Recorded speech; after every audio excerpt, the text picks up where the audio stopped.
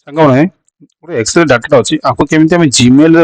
Convert କରିବା ବା automatic Gmail address କେମିତି ଏଠି ଲେଖା ହେଇକି ଆସିପାରିବ ସବଷ୍ଟିଚ୍ୟୁଟ ଫର୍ମୁଲା ଦ୍ୱାରା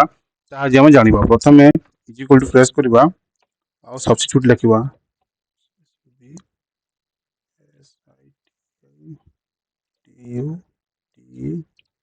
ତାପରେ କ'ଣ କରିବା କହିଲେ ବ୍ରେକେଟ୍ ଓପନ୍ କରିକି ଯୋଉଠି ଆମର ଡାଟାଟା ଅଛି ଏଟାକୁ ସିଲେକ୍ଟ କରିବା ତାପରେ ଏଣ୍ଡ କୁ ଫର୍ମୁଲା ଲଗେଇବା ଡବଲ ଇମିଡିଏଟ୍ କମାକୁ ପ୍ରେସ୍ କରିକିରି ଲେଖିବା ଲେଖିବା ଏଟ୍ ଦି ରେଟ୍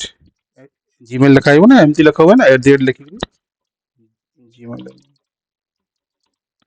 ଏମିତି ଲେଖନ୍ତି ନା ଜିମେଲ mail.com ତାପରେ କ'ଣ କରିବା ଡବଲ ଇନଭର୍ଟ କମା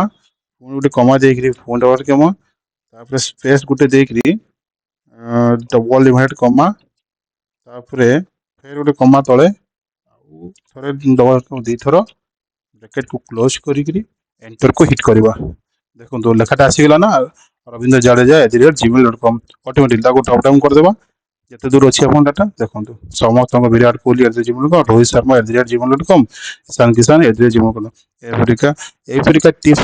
ଆଗକୁ ଜାଣିବା ପାଇଁ ଓଟି କମ୍ପ୍ୟୁଟରକୁ ଲାଇକ୍ ଆଣ୍ଡ ସବସ୍କ୍ରାଇବ ଆଉ ଫଲୋ ମଧ୍ୟ କରନ୍ତୁ। ଧନ୍ୟବାଦ।